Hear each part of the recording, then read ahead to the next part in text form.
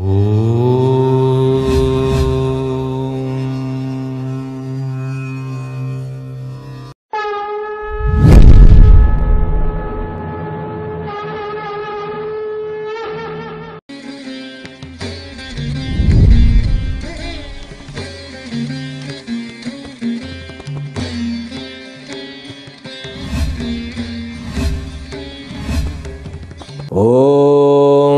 गणानां त्वा गणपतिगुं हवामहे कविं कवीनामुपमश्रवस्तमं ज्येष्ठराजं ब्रह्मणां ब्रह्मणस्पत आनशृण्वन्नोतिभिः सेदसादनम् ॐ श्री महागणपतये नमो नमः।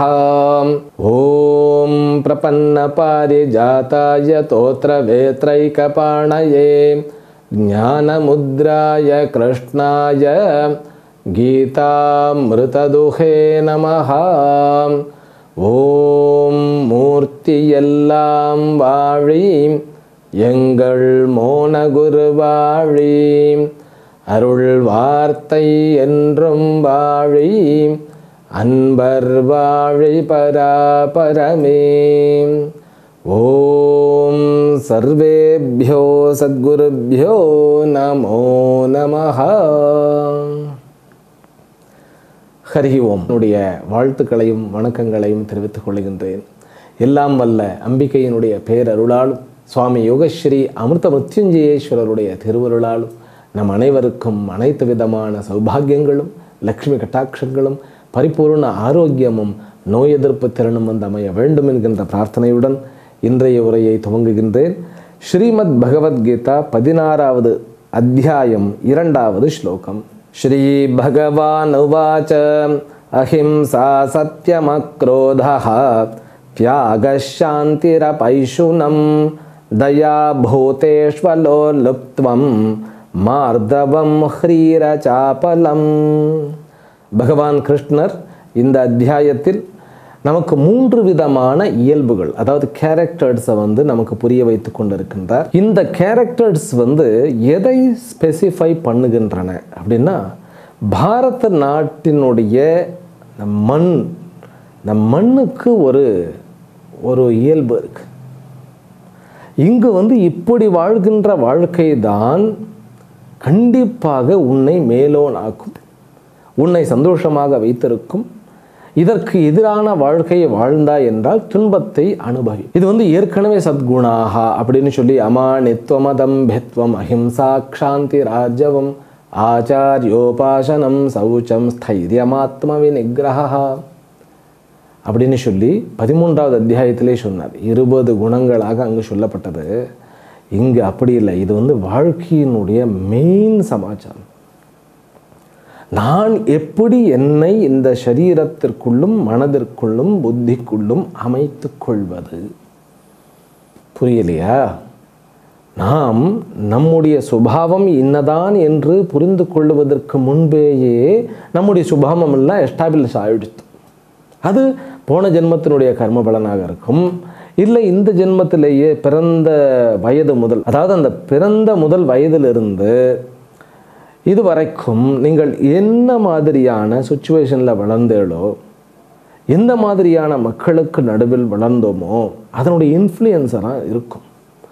அந்த தாக்கங்கள், அதாவது நம்முடைய சூழ்நிலையினுடைய தாக்கங்கள், நாம் படிக்கின்ற படிப்பினுடைய தாக்கங்கள், பிறகு நம்முடைய பெற்றோர்களினுடைய உற்றார் உறவினர்களுடைய தாக்கங்கள், இப்போ இத்தனை தாக்கங்களும் சேர்ந்து நமக்கு ஒரு லட்சியமாக வடிவெடுக்கும் இல்லையா? அந்த லட்சியங்கள் உண்மையான வாழ்க்கையினுடைய லட்சியங்களாக இருக்க வேண்டுமா அப்படின்னு கேட்டால், இருக்குமா அப்படின்னு கேட்டால் சந்தேகம்தான். இப்போ லட்சியங்கள் எப்படி தேர்ந்தெடுக்கப்படுகின்றன அப்படின்னாக்கா, அட்ராக்ஷன் தியரினால் தேர்ந்தெடுக்கப்படுகின்றன. உங்களுடைய லட்சியம் என்ன அப்படின்னு கேட்டால், ஒருத்தர் சொல்லுவார் நான் திரைக்கதை எழுதக்கூடிய ஒரு பெரிய ஒரு கதாசிரியராக வர வேண்டும் அப்படிம்பார். இன்னொருத்தர் நான் ஆக்டிங் பண்ணணும்பார். இன்னொருத்தர் பாடணும்பார். இன்னொருத்தர் அதை நான் ஷூட் பண்ணுறேன் அப்படிம்பார். ஆனால் மற்றும் ஒருவர் நான் பார்க்கிறேன்பார். இப்படி அந்த வாழ்க்கையில் ஒவ்வொருத்தருக்கும் ஒவ்வொரு லட்சியம் இருக்கிறது. அந்தந்த லட்சியத்தை அவர்கள் ஃபாலோ பண்ணினாலும் அத்தனை பேருனுடைய ஒட்டுமொத்த லட்சியம் என்னன்னு கேட்டால் நிம்மதி நிம்மதி நிம்மதி. இதை பண்ணினாதான் எனக்கு நிம்மதி. சில பேருக்கு என்னன்னு கேட்டால் ஒரு பொம்மையை வந்து பிடிச்சா நிம்மதி, சில பேருக்கு டிஸ்ட்ராய் பண்ணாதான் நிம்மதி. சில குழந்தைங்கள்கிட்ட பார்த்தீங்கன்னா தெரியும், ஆக்கும் சக்தி அதிகமாக இருக்கிறதா, இல்லை காப்பாற்றுகின்ற சக்தி அதிகமாக இருக்கின்றதா, இல்லை அழிக்கும் சக்தி அதிகமாக இருக்கின்றதான்னு பார்த்தாலே தெரியும். டிஸ்ட்ராய் பண்ணிட்டே இருப்பான், எதை கொடுத்தாலும் பிச்சு பிச்சு போடுவோம். பிற்காலத்தில் அவர் என்ன வேலை செய்கிறார், அவருடைய பிஸ்னஸ் என்னவாக இருக்கும்னு கேட்டால் புல்டோசரை வச்சுட்டு எல்லாத்தையும் இடிக்கிறது. ஆமாம், சிறு வயதுலேருந்து அப்படித்தானே சொல்லிட்டார். அவனுக்கு அதில் ஒரு ஆனந்தம், அதில் ஒரு திருப்தி. நம்மளையே பல பேர் கோப குணங்களாக இருந்தோன்னு வச்சுக்கோங்களேன், கோபமே வடிவெடுத்தவர்களாக, துவேஷமே வடிவெடுத்தவர்களாக இருந்தோன்னு வச்சுக்கோங்களேன், அட்லீஸ்ட் வந்து ஒரு 6 மாதத்திற்கு ஒரு முறையாவது வந்து பயங்கரமாக கோபம் பண்ணி அந்த கோபத்தை காண்பிச்சு, அந்த கோபத்தை மற்றவர்கள் மேலே வந்து காண்பிச்சு, அந்த கோபத்திற்காக அவர்கள் கொஞ்சம் அப்படியே அடங்கி போகிற மாதிரி வந்து நடக்கும் பொழுது தான் நமக்கு ஒரு அந்த நம்ம வாழ்கின்றோம் அப்படிங்கிற ஒரு திருப்தி வரும். நான் சொல்கிறது வந்து ஆனஸ்டாக உங்களுடைய இயல்பை நீங்கள் நினைத்து பாருங்கள். சில பேருக்கு என்ன அப்படின்னு கேட்டால், என்னத்தையாவது ரூல்ஸை கிராஸ் பண்ணிட்டு பண்ணணும். ஏதாவது ஒரு ரூல்ஸ் எங்கேயாவது இருந்ததுன்னா அந்த ரூல்ஸை கிராஸ் பண்ணிடணும். அந்த ரூல்ஸை உடைச்சிட்டு எதையாவது பண்ணிட்டா நிம்மதி. சில பேருக்கு திட்டு வாங்கிட்டா, மற்றவர்கள்கிட்ட இருந்து திட்டு வாங்கினாதான் ரைட் நம்ம ப்ராப்பராக போகிறோம். யாராவது ஒருத்தர் நம்மளை திட்டணும், அது வந்து ப்ராப்பராக நம்ம பண்ணக்கூடிய அந்த தவறுகளை வந்து சுட்டி காண்பித்து விட்டு ஒருவர் திட்டினால் என்றால் நம்ம வந்து வி ஃபீல் குட். கரெக்ட், ஒரு உள்ளுக்குள்ளே அது ஒரு செட்டில்மெண்ட் மாதிரி ஆகிடும். இவைகள் அத்தனையுமே இங்கு மிகவும் அழகாக பிரிக்கப்பட்டிருக்கின்றன. முதலில் பேசக்கூடிய லைஃப் ஸ்டைல் கேரக்டர் என்ன தெரியுமா? ஞானத்தை பிரதானமாக கொண்டவர்கள். பாரத நாட்டிற்குன்னு ஒரு விசேஷம் இருக்கிறது. பாரத நாட்டுக்குன்னு சொல்லி இந்த உபநிஷத்து சொல்லவே இல்லை. இந்த பூலோகத்திற்குன்னு ஒரு இயல்பு இருக்கு. இந்த பூலோகத்தில் நீ சந்தோஷமாக வாழ வேண்டும், உன்னுடைய சரீரமும் மனமும் புத்தியும் வந்து பாதுகாப்பாகவும், அதே போன்று ஒரு மேலான நிலையை நோக்கி செல்ல வேண்டும், மனிதனுடைய நிலையிலிருந்து தேவ நிலைக்கு உயர வேண்டும் அப்படின்னா இதெல்லாம் ஃபாலோ பண்ணினா தான் ஆகும். அப்போ இது என்ன? வாழ்க்கை முறைகள். அப்போ வேதாந்தத்தினுடைய கட்டமைப்பு எப்படி அமைக்கப்பட்டிருக்கின்றது அப்படின்னா, இந்த மாதிரியான இயற்கைக்கு இணைந்த அல்லது வந்து இயற்கைக்கு ஒரு மாறுபாடு அல்லாத நேர்முகமான ஒரு வாழ்க்கையின் மூலமாக நாம் வேதாந்தத்தை பயிலும் பொழுதுதான் வேதாந்தமே சித்திக்குமா, இல்லைன்னா சித்திக்காது. அதனால தான் வேதாந்தம் என்பது, வேதாந்தம்னா என்ன சுவாமிகளே அப்படின்னு கேட்டால், 18 அத்தியாயங்களிலும் பகவத்கீதையில் என்ன கொடுக்கப்பட்டிருக்கிறதோ அவைகள் அத்தனையுமே வேதாந்த ஞானங்கள். வேதங்களினுடைய இறுதி பகுதியாகிய சாராம்சமான அந்த ஒரு சமாச்சாரத்தை தான் நாம் வேதாந்த ஞானம் அப்படின்னே சொல்கிறோம். அப்போ இந்த வேதாந்த ஞானத்தை வந்து சும்மா படிச்சுட்டா மட்டும் பத்தாது, அதற்குன்னு ஒரு லைஃப் ஸ்டைல் வேண்டும். அதில் கோயில் வந்துவிடும், ரிச்சுவல்ஸ் வந்துடும், சந்தியாவந்தனம் வந்துடும். ஏன்னா கர்மத்திலே பார்த்தேன்னாக்கா முதல்ல எடுத்த உடனே என்ன, நித்திய கர்மா, நைமித்திக கர்மா, பிராயஷ்சித்த கர்மா, பிறகு காமிய கர்மா, நிஷித்த கர்மான்னு சொல்லி 5 விதமான கர்மங்கள் இருக்குது. அதற்கெல்லாம் நமக்கு ஒரு வெளியில் வந்து ஒரு சோர்ஸ் வேணும் இல்லையா? நித்திய கர்மாவை எங்கே பண்ணுறது, எப்படி பண்ணுறது, நைமித்திக கர்மா என்ன பண்ணுறது, பிராயஷ்சித்தத்தை என்ன பண்ணுறது, காமிய கர்மா பண்ணணுன்னா எப்படி பண்ணணும், அதற்கு ஹோம குண்டம் இத்தியாதிகள்லாம் வேணும். அப்போ ஹோம குண்டம் வைக்கணும்னா எங்கே வைக்கணும்? ஈசான்யத்தில் வைக்கணும், இல்லை வந்து நம்ம பிரம்மனில் வைக்கலாம். பிரம்மன்னா என்ன? சென்டர் போர்ஷன் அர்த்தம். அப்போ வாஸ்து என்பது வேதாந்தத்திற்குள் அடக்கம். அப்போ யஜ்ஞம் பண்ணணுன்னா வாஸ்து பார்த்து பண்ண வேண்டியதாக இருக்குது. யஜ்ஞம் பண்ணணுன்னா ராகு காலம், யமகண்டம் இவைகள் எல்லாம் பார்க்க வேண்டியதாக இருக்கிறது. ஒரு கும்பாபிஷேகம் பண்ணணுன்னா அவைகள் எல்லாம் பார்க்கணும். கும்பாபிஷேகத்தில் என்ன போய் பண்ணுறோன்னு கேட்டால், அங்கே போய் பாருங்களேன், பிரம்மனை தான் பிரதிஷ்டை பண்ணுவோம், சகுண பிரம்மமாக. அப்போது புறத்தில் இருக்கக்கூடிய வாழ்க்கை இந்த அகத்தில் நாம் ஐக்கியபதமாக நினைத்தில்லை, புரிந்து கொண்டு நம்முடன் நாம் வாழ்வதற்கு அது என்ன இயைந்த வாழ்க்கை அப்படின்னாக்கா அதற்கு நேர்முகமான வாழ்க்கை அப்படி இருக்க வேண்டும். அப்போது இயற்கைக்கு ஒத்த, இயற்கைக்கு மாறுபாடு இல்லாத ஒரு வாழ்க்கையை வாழ வேண்டும் என்றால், அந்த இயற்கைன்னு சொன்னோடனே நீங்கள் இயற்கைன்னு ஒன்று அப்படியே வந்து ஊட்டிக்கும் கொடைக்கானலுக்கும் சிம்லாவுக்கும் குழு மணாலிக்கும் அப்புறம் என்னது இன்னொன்று இருக்கு அங்கே மேலே ஔலி அப்படின்னு ஒன்று இருக்குது பத்ரிநாத் பக்கத்தில், அதுக்கும் போய் அங்கே போய் அப்படியே இயற்கை காட்சிகளை ரசிக்கிறது இல்லை. இயற்கை என்பது பாடி, ஸ்தூல சரீரத்திற்கு என்பது ஒரு இயற்கை இருக்கிறது, சூக்ஷ்ம சரீரத்துக்குன்னு ஒரு இயற்கை இருக்கிறது, பிறகு என்ன காரண சரீரத்திற்குன்னு ஒரு இயற்கை இருக்கிறது. அந்த இயற்கைக்கும் வெளியில் இருக்கக்கூடிய ஸ்தூல சூக்ஷ்ம காரண வஸ்துக்களுக்கும் ஒரு பாசிட்டிவான ஒரு என்வாயர்மெண்ட், ஒரு அட்மாஸ்பியர் அதை கிரியேட் பண்ணணும்னா இதெல்லாம் ஃபாலோ பண்ணணும். அதனால தான் எடுத்தோடனே அபயம். அபயத்திற்கு இன்னொரு அர்த்தம் என்ன தெரியுமா? Self confident. வேதாந்தம் எல்லா ஆஸ்பெக்ட்ஸ்லையும் ஒர்க் பண்ணுறது.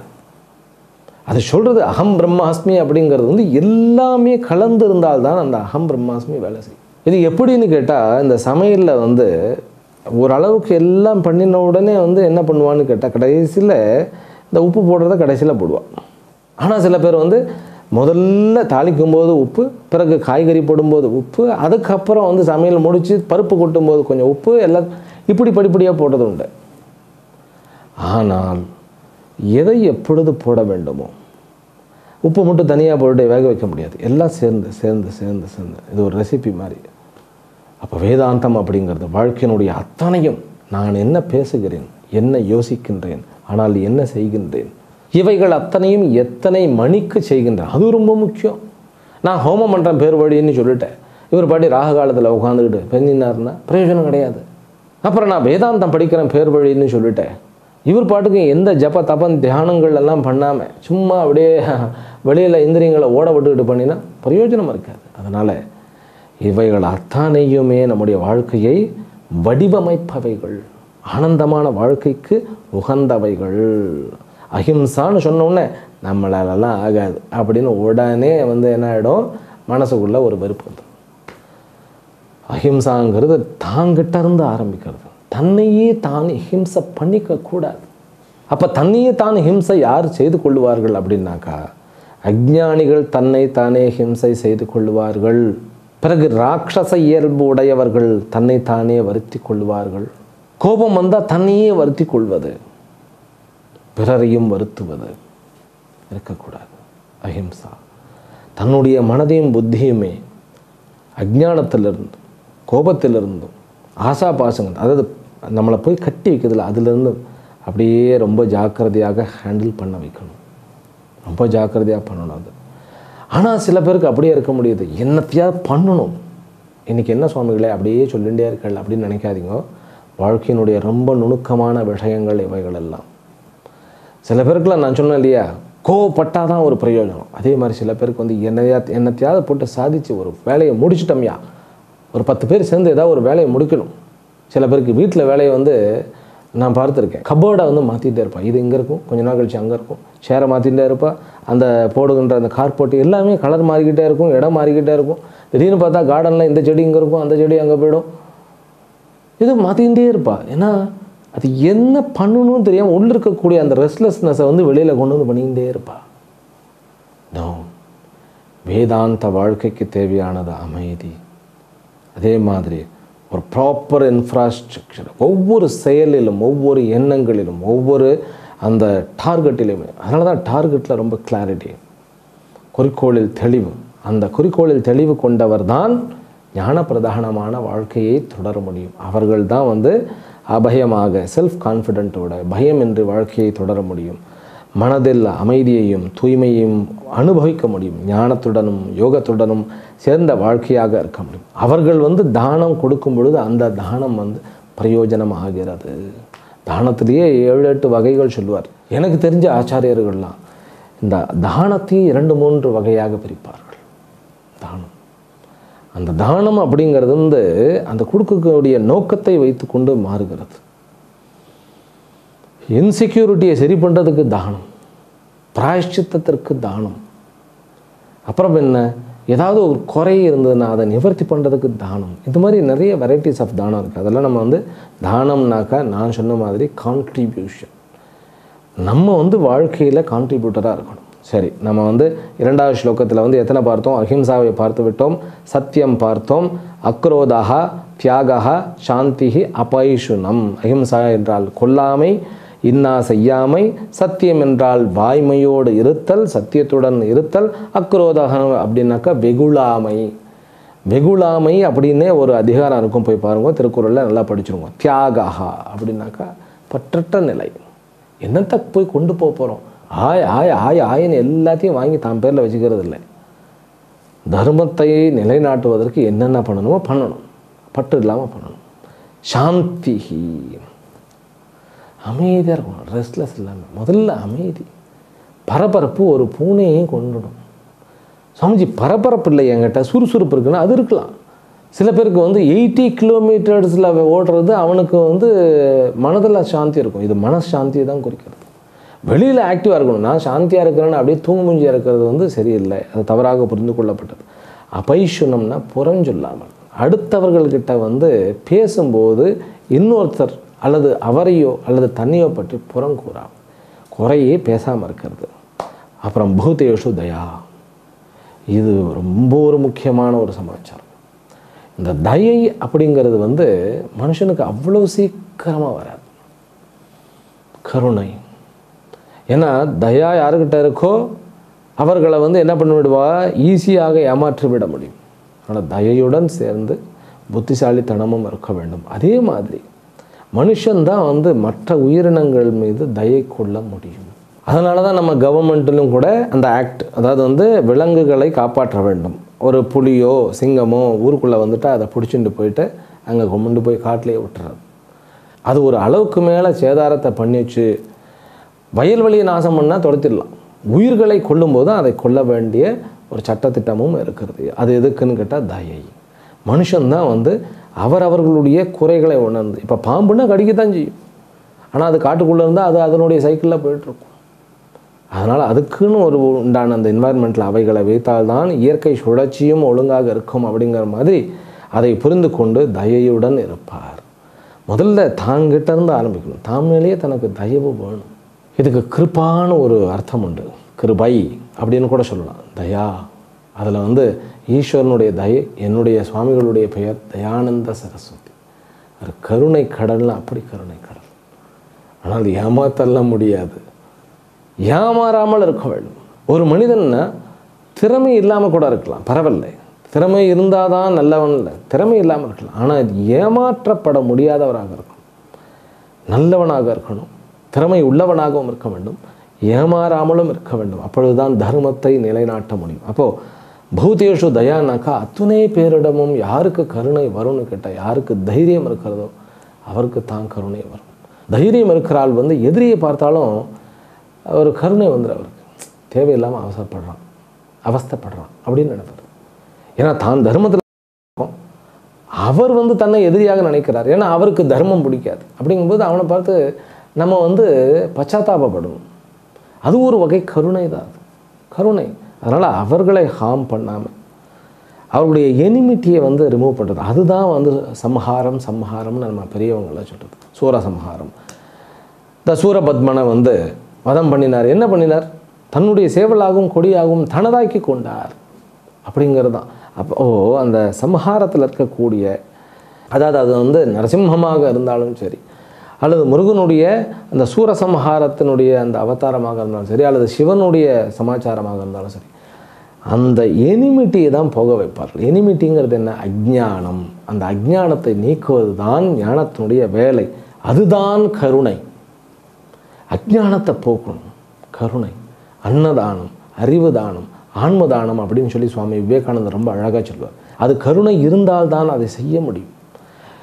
அதாவது எல்லாமே வியாபாரமயமாக எடுத்து, ஆமாம், கருணையாக ஒருத்தர் இருந்தால் ஏமாற்றுகிறாரோ அப்படின்னு ஒரு டவுட்டே வந்துடுது. ஏன்னா எத்தனையோ பேர்கிட்ட நம்ம ஏமாந்து போய்ட்றோம் இல்லையா? அதனால் முதல்ல சஸ்பெஷியஸ் தான் வரும், அதாவது ஒரு சந்தேகம் தான் வரும். அதுக்கப்புறம் கொஞ்சம் கொஞ்சமாக புரிந்ததற்கப்புறம் நம்ம ஏற்றுப்போம். அப்போது உயிரினங்களின் மீது பரிவு, அதன் பிறகு அலோலுப்துவம். அலோலுப்துவம்னா என்ன தெரியுமா? ஏதாவது ஒரு விஷயத்தில் அடிக்ஷன் ஆகிடுறது, அது மட்டும் இருந்துடவே கூடாது. ஆன்மீகத்தில் இருப்பவர்கள் ஏதாவது ஒரு சமாச்சாரத்திற்கு அடிமையானாலும் போச்சு.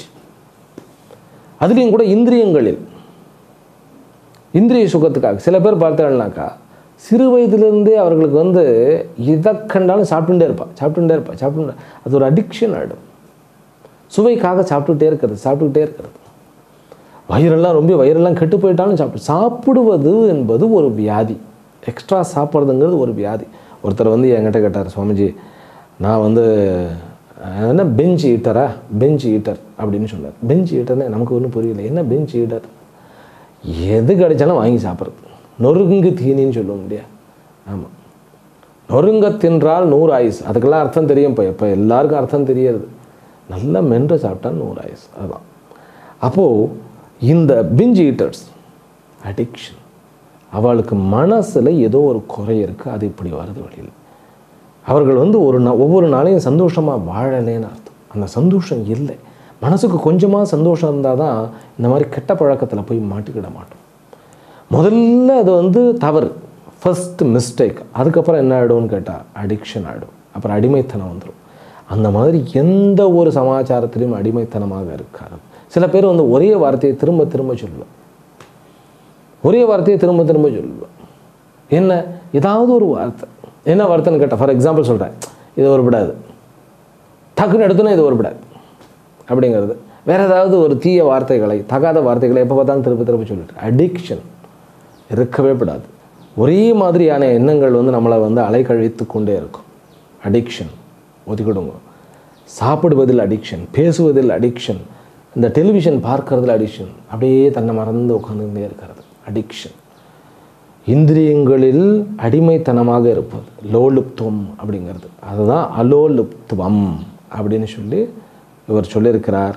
அடிக்ஷனாக இல்லாமல் இருப்பது, அடிமைத்தனத்தோடு இல்லாமல் இருப்பது, தன்னுடைய இந்திரியங்களிடம் அடிமைத்தனம் இல்லாமல் இருப்பது, தன்னுடைய மனதினிடமே அடிமைத்தனம் இல்லாமல் இருப்பது. சில குழந்தைங்கள்லாம் அவ்வளோ பிடிவாதமாக இருக்குது. எனக்கு ஐஸ்கிரீம் வேணும் தான், ஐஸ்கிரீம் இல்லைன்னா உலகத்தையே ரெண்டாகிடும், எல்லாரையும் சோகமாக்கிடும். கிடையவே கிடையாது. அப்படி இருந்தால் வாழ்க்கை முன்னேறாது. அதனால் இந்த லோலுப்துவம் இருக்கக்கூடாது. மார்தவம், இனிமையாக பேசுதல் அப்படின்னா அடுத்தவர்களுக்கு நன்மையை மட்டும் பேசுறது. சில பேரெல்லாம் பார்த்துருக்கேன், சிரிச்சே பல வருஷமாக இருக்கும். ஆமாம், இந்த அடிக்ஷனில் இன்னொன்று நான் சொல்ல மறந்துட்டேன். நியூஸ் வாசிக்கிறதுல அடிக்ஷன். நான் நியூஸ் ரீடர்ஸை பற்றி சொல்லலை, இந்த நியூஸ் பேப்பரை படிக்கிறதுல அதில் ஒரு அடிக்ஷன். அந்த பேப்பரை வந்து 2 நாளைக்கு படிக்கலைன்னா ஏதோ இழந்த மாதிரி ஒரு அது அடிக்ஷன் ஆகிடுறது. சரி, இங்கே வர மார்தவம்னா இனிமையாக பேசுவது. இனிமையாக பேசுறது எப்போவுமே கடா முடான்னு பேசாமல் இனிமையாக பேசுறது. சொல்ல வேண்டிய விஷயத்தை பதுஷாக சொல்கிறது. சம்டைம்ஸ் வந்து இம்பார்ட்டன்ட் புரியலையா, கொஞ்சம் அழுத்தி சொல்லணும். சாமதானம் பேத தண்டங்க மாதிரி கொஞ்சம் அழுத்தி சொல்கிறது. அதுக்கப்புறம் இன்னும் கொஞ்சம் அழுத்தி சொல்கிறது. கொஞ்சம் அப்புறம் சுருக்குன்னு சொன்னால் தான் வந்து உரைக்கும் அப்படின்னாக்கா அந்த இடத்துல சுருக்குன்னு சொல்லித்தான் ஆகணும். அப்போ மார்தவம் அப்படிங்கிறது வந்து ஜென்ரல் ரூல்ஸ் என்ன? இனிமையாக பழகுதல். நம்முடைய மனம் புத்தி குணங்களுடைய நம்முடைய இந்திரியங்களோடு இனிமையாக பழகுதல். இனிமையாக பழகுதல்னோடனே நாக்கு வந்து கண்டதை கேட்டால் கொடுக்கக்கூடாது, அமைதியாக இருன்னு சொல்லணும். ஹ்ரீஹி அச்சாப்பலம். ஹ்ரீக்குன்னா வெக்கம். வெக்கம் ஒரு நல்ல குணம். தீயதை செய்வதற்கு மனமானது தூண்டப்படும் பொழுது வெக்கப்படணும். ஐயோப்பா, தவறை பண்ணுறதுக்கு வெக்கப்படணும். இந்த வெக்கங்கிறது 2 விதமாக சொல்லுவாங்க. அடுத்தவர்கள் வெக்கப்படும்போதே நடக்கிறது, அதாவது ஒரு மாதிரி கண்ணா பின்னான்னு ட்ரெஸ் பண்ணுறது, சி அப்படிங்கிற மாதிரி, அது இல்லை இங்கே சொல்லப்படுறது. இந்த வெக்கம் அப்படிங்கிறது ஒரு நல்ல கவச்சம். இது தீயதை பண்ணும்போது வேறு வெக்கம் ஒன்றும் இல்லை. ஒரு பெரியவர் வந்து, அவர் சுகர் பேஷண்ட்டு வந்து லட்டு அங்கே வச்சுருக்கார். ஒரு கல்யாணத்துக்கு பிறகு லட்டு வச்சோன்னு அப்படியே மெல்ல போய் அப்படியே எடுத்து சாப்பிட்டு ஒன்று எடுத்து இந்த கோட் பாக்கெட்டில் போடுறார். இந்த பாக்கெட்டில் கோட்டில் எடுத்து போட்டுக்கிட்டார். எவ்வளோ பெரிய ஆள். அது பக்கத்தில் இருந்து ஒருத்தர் பார்த்தோன்னே அப்படியே வெக்கம், ஒரு மாதிரி தன்னையே தனக்கு பிடிக்காம போயிடுச்சு. நல்லது, வெக்கம் என்பது வேண்டும். அச்சாப்பலம் அப்படின்னாக்கா சப்பலம் இல்லாமல் இருப்பது. அவர் சொல்கிறார் பாருங்க, அசத்தி பிரயோஜனே வாக்பாணி பாதாதீனாம் அவ்வியாபார இத்ருத்வம். எப்போ வந்து இந்திரியங்கள் செயல்படணுமோ அப்போ தான் செயல்படும். சில பேர் பாருங்களேன், எப்போ பார்த்தாலும் இப்படி பண்ணிக்கிட்டே இருக்கிறது, கால் மேலே காலை போட்ட காலை ஆட்டிக்கிட்டே இருக்கிறது, ஏதாவது இந்த இப்படி நட்டு பண்ணிக்கிட்டே இருக்கிறது. பாடம் படிடா அப்படின்னாக்கா ஓம் ஸ்ரீ பகவான் வாச்ச அப்படின்னு ஆடிக்கிட்டே இருக்கிறது. தலை இப்படி இப்படி இப்படி ஆட்டிக்கிட்டே இருக்கிறது, சொடக்கு எடுக்கிறது, கொட்டாய் விடும்போது இப்படி பண்ணிட்டு சரீரத்தை வந்து சரீரம் வந்து அதாவது அதற்கு ஏந்த கர்மம், அதுக்காக சில மாதிரி இப்படியே உட்காந்துட்டு இருக்கிறது இல்லை. ஓவராக சலனத்தோட சில பேர் பாருங்கள் உட்காரவே மாட்டான், சரியா உட்காருப்பா அமைதியான அப்படியே ரவுண்ட் அடிச்சுட்டே இருப்பான், குட்டி போட்ட போன மாதிரியே சுற்றின்னு இருப்பான்னு சொல்லுவாள்ல, அது இருக்காமல் இருக்கிறது சாப்பிடலாம். அடுத்த ஸ்லோகத்துக்கு போயிடுவோம். தேஜா க்ஷமா திருதி சௌச்சம் அத்ரோஹோ நாதி மானிதா பவந்தி சம்பதம் தெய்வீம் அபிஜாதஸ்ய பாரத. தேஜஹா அப்படின்னா ஸ்மார்ட்னஸ். இதெல்லாம் பாருங்களேன், இத்தனை நல்ல குணங்கள் இருந்தாலும் ஸ்மார்ட்னஸ் இருக்கணும். எதை எங்கே எப்படி பண்ணணும், தர்மத்திற்கு எகென்ஸ்டாக இல்லாமல் ஒருத்தர் வந்து அவருடைய இயல்பு வந்து கொஞ்சம் எப்போ பார்த்தாலும் அவர் நெகட்டிவாக இருக்கிறாருன்னா அவர்கிட்ட எப்படி நம்ம பாசிட்டிவாக இருக்கிறது இதெல்லாம் கற்றுக்கிட வேண்டியதாக இருக்குது. ஸ்மார்ட்னஸ் வாழ்க்கையில் எல்லாருக்கும் சுயநலம் இருக்கும், எல்லாருக்குமே சுயநலம் இருக்கும். ஆனால் அது ஒரு பப்ளிக் லைஃப்னு வரும்பொழுது நம்முடைய சுயநலமோ அவளுடைய சுயநலமோ இங்கே வந்து பப்ளிக் லைஃப்பில் வந்துடக்கூடாதுங்கிறதுக்காக ரொம்ப ஸ்மார்ட்டாக இருக்கும். அங்கே நடக்க வேண்டியது ப்ராப்பராக, தர்மம் நடக்க வேண்டியது ப்ராப்பராக நடக்கணும். அதுவே ஒரு ஸ்மார்ட்னஸ் தான். தன்னை மற்றவர்கள் ஹர்ட் பண்ணாமல், தானும் மற்றவர்களை ஹர்ட் பண்ணாமல், ஆனால் நல்லதை மட்டும் செய்து வருகின்ற, அதற்கு பொருளாதாரத்தை தேடுகின்ற, இது அத்தனையுமே என்ன, தேஜஹா அப்படின்னு சொல்லிட்டு தன்னுடைய விருப்பு வெறுப்புக்கு தான் பலியாகாமல், அடுத்தவர்களுடைய விருப்பு வெறுப்புக்கும் தான் பலியாகாமல், தன்னுடைய விருப்பு வெறுப்பினால் அடுத்தவர்களையும் பலியாக்காமல், எப்படி எவ்வளோ அழகான இதெல்லாம் தேஜாகா என்று அழைக்கப்படுகிறது. க்ஷமா அப்படின்னா பொறுமை, பொறுத்தார் பூமி ஆழ்வார் அப்படிங்கிற மாதிரி பொறுமையாக இருக்கிறது. டைம் வரும்னு பொறுமையாக இருக்கிறது. திருத்திகன்னாக்கா வந்து எதிர்காலத்தை பற்றின ஒரு தைரியமாக இருக்கிறது. சௌச்சம்னா தூய்மையுடன் இருப்பது. அத்ரோகம் என்றால் துரோகம் பண்ணாமல் இருக்கிறது. இது ஒரு பெரிய நம்பிக்கை, துரோகம் பண்ணாமல் இருக்கிறது. பணிவுடன் இருப்பது. இவைகள் அத்தனையுமே தெய்வ சம்பத், தெய்வீக சம்பத்துக்கள் என்று பகவான் கிருஷ்ணர் சொல்லுகிறார். அப்போ இந்த 3 ஸ்லோகங்களிலும் ஞான பிரதானமான இயல்பையும் வாழ்க்கையும் கொண்டவருடைய அத்தனை குணங்களும் அவருடைய செயல்பாடுகளும் இன்னர் அண்டர்ஸ்டாண்டிங்கும் கூறப்பட்டன. அப்போ இவர் வந்து வேதாந்தம் படிக்கும் பொழுது வேதாந்தமானது சித்திக்கும் கண்டிப்பாக. சரி, வேதாந்தம் படிக்கலை, ஆனால் இந்த குணங்கள்லாம் இருக்குது, என்ன ஆகும்னு கேட்டால் கண்டிப்பாக உங்களுடைய இடம் வளரும். நீங்கள் இருக்கக்கூடிய இடமானது செழிப்புடன் வளரும். யார் உங்களை வந்து பார்த்தாலும் அவர் பாசிட்டிவ் ஆகிடுவார். ஆகவே இந்த குணங்களை வந்து மீண்டும் மீண்டும் நம்ம படித்து பார்த்து நம்மளை நாம் உருவாக்கி கொள்வோமாக. அதற்கு எல்லாம் வல்ல அம்பிக்கையானவளும் சுவாமி யோகஸ்ரீ அமிர்த மிருத்யுஞ்சயேஸ்வரரும் துணை புரிந்து நமக்கு அனைத்து விதமான லக்ஷ்மி கட்டாட்சங்களையும் பூரண ஞானங்களையும் பரிபூர்ண ரூபேன ஆரோக்கியத்தையும் நோய் எதிர்ப்பு திறனையும் கொடுப்பார்கள் என்று சொல்லி அதற்குண்டான பிரார்த்தனையுடன் நாம் வாழ்க்கையை தொடருவோம் என்று சொல்லி இத்துடன் இந்த உரையை நிறைவு செய்கின்றேன். ஹரிஹி ஓம் ஸ்ரீ குருப்யோ நமோ நமः. ஓம் பூர்ணமதః பூர்ணமிதம் பூர்ணாத் பூர்ணமுதச்யதே பூர்ணஸ்ய பூர்ணமாதாய பூர்ணமேவாவசிஷ்யதே. ஓம் சாந்தி சாந்தி சாந்திஹ. ஹரிஹி ஓம் ஸ்ரீ குருப்யோ நமः. ஹரிஹி ஓம்.